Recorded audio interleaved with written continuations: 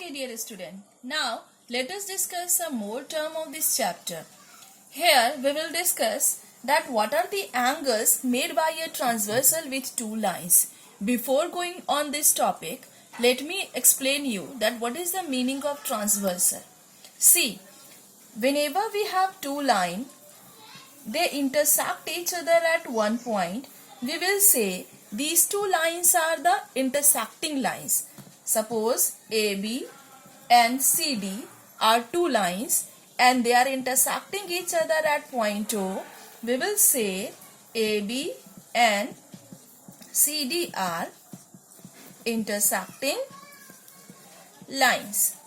But if we have the two lines in such a way that they will never intersect each other even if we are expanding in both the side. Suppose AB and CD, you can see, if we will take them, if we will increase them in both the side, in both the direction, they will never intersect each other.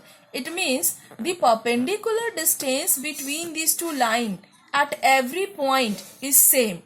If it is x meter here, then it will be x meter here also.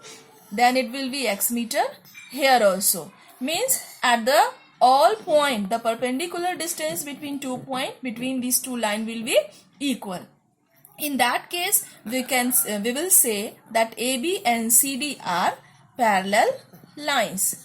CD are parallel lines. As for example, you can see the railway tracks are the parallel lines, or the edges of your books are a parallel line, or in your copy, the two lines or three lines, the horizontal lines are the parallel lines. I hope these parallel lines are clear to you.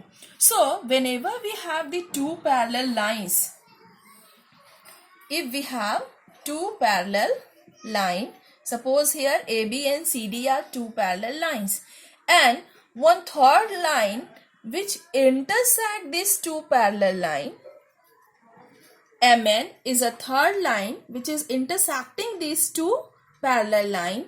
In that case, this MN will be called as transversal here.